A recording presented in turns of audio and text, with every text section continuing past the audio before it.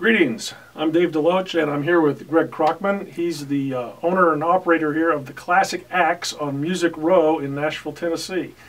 And Greg is one of the best setup men in town here. Greg, how long have you been doing this? Here in Nashville, going on 33 years. Really? And been doing it probably closer to 40 or so years as a young child, yes. And about how many guitars would you estimate you've worked on? I would say here in Nashville, it's in the mid-20,000 at this point. Okay. Because I average probably 60 to 80 a month, so if you do the math on that, and it comes out to be probably more than I should have done. That is an amazing number of guitars. Yeah, over 20,000 guitars. So you have a little bit of experience. You know what you're talking about. That's why I think so. I wanted to interview Greg today. Greg does the work on all my guitars. Does great work, and I just know, being active on internet forums and talking to students and other guitar players, sometimes there's not a real good awareness amongst guitar players about what constitutes a guitar setup, when does a guitar need a setup, and so I wanted to ask Greg, basically, can you tell us what is a setup when you do a guitar setup? Well, a setup is going to be a balance of action, intonation, all the things that go into making a guitar play and feel correct. Most guitars, even new guitars out of the factory, require at least some modification, some action, so that it feels right to the player. Everybody has their own feel on how they want that to feel in their hands. It's like me saying to you, well, my shoes fit me right, they should fit you okay. Everybody has their own feel to how it feels. And so we take in account the neck adjustment, things like that, which are pretty critical. Probably one of the most important things is the neck accurate and true. That's going to give a better feel once it's adjusted up and down the neck. Right. And so how do you adjust the neck? Well, in most guitars, there's what's called a truss rod, and that's going to counteract the string tension. In other words, when you tune up a guitar, if there is no truss rod, the neck would go from being straight to bowed under, which would make the strings much higher. Sure. So that adjustment is there to counteract. You'd start with over adjustment. Once you tension up the strings, the neck will come out straight, and then you'd balance it from the nut, which is at the top, to the saddle, so that that is correct. Right. And again, it's done for the player. There are factory measurements you can go by, but that doesn't apply to everyone. Right. So you really want to talk to your customer, such as I do with you, and say, is that too high, too low?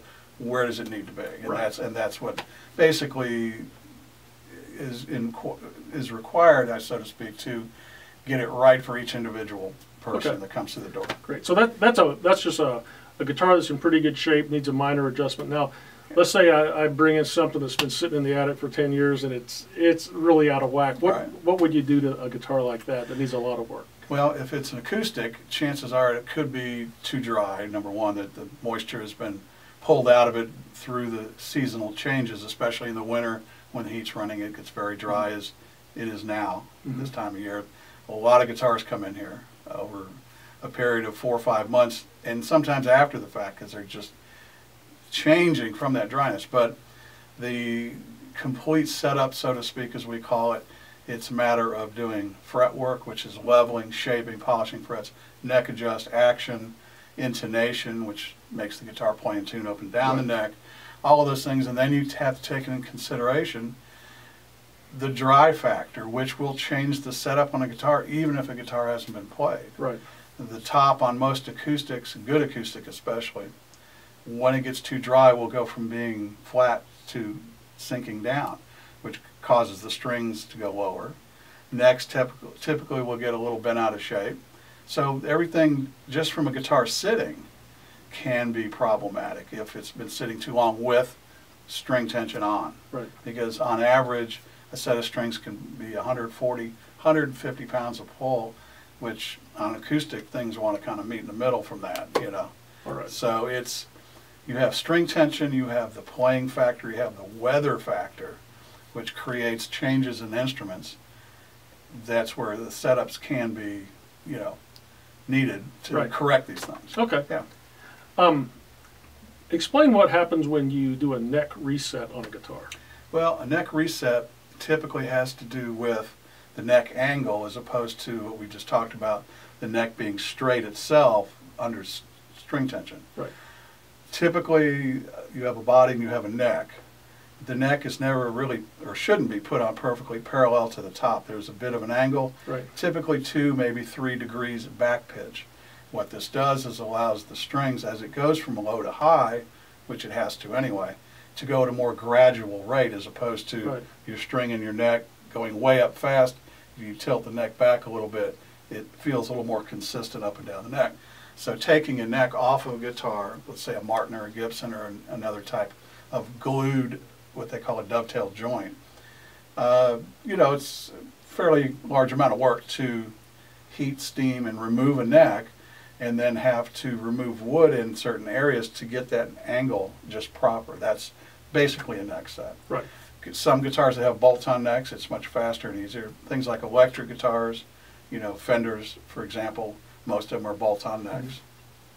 4 screws, the neck's out.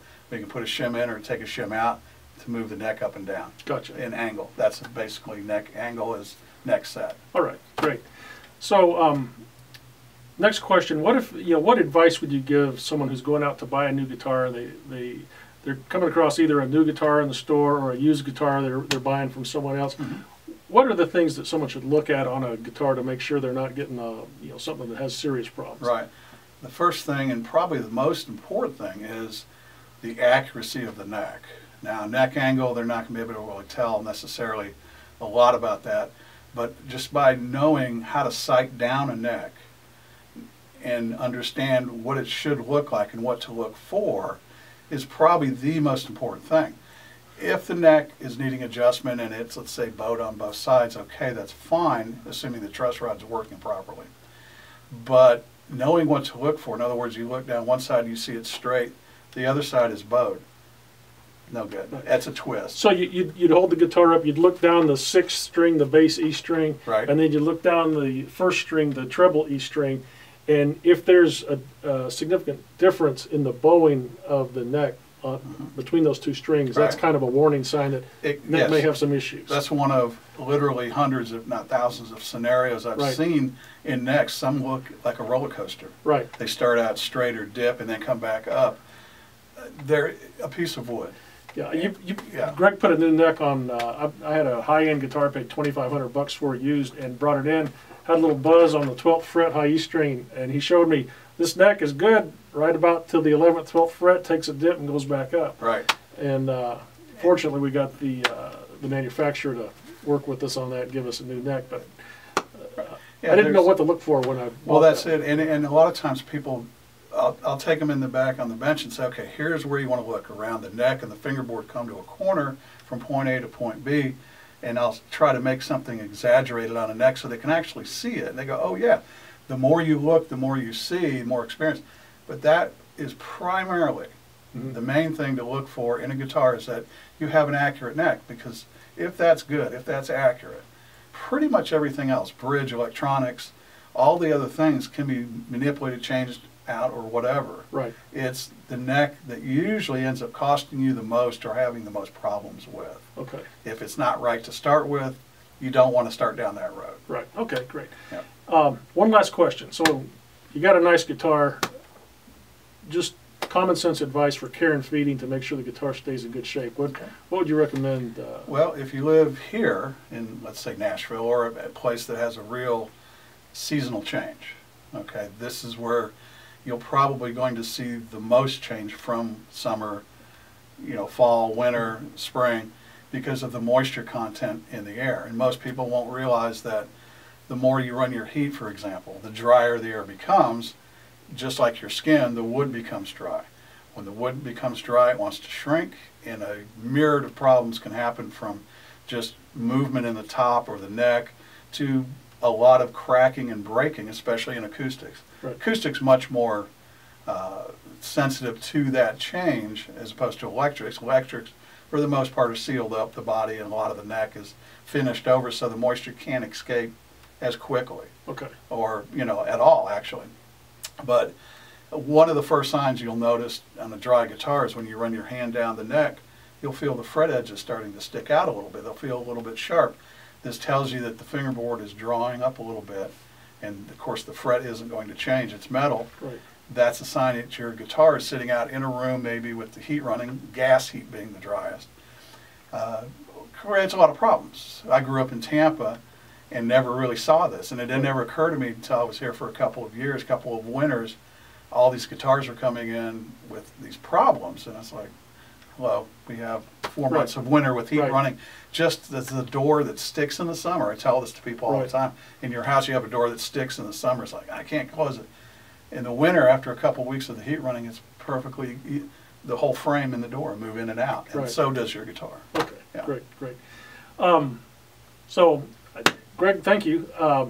You can tell this guy knows what he's talking about. And again, he's located in Nashville, Tennessee.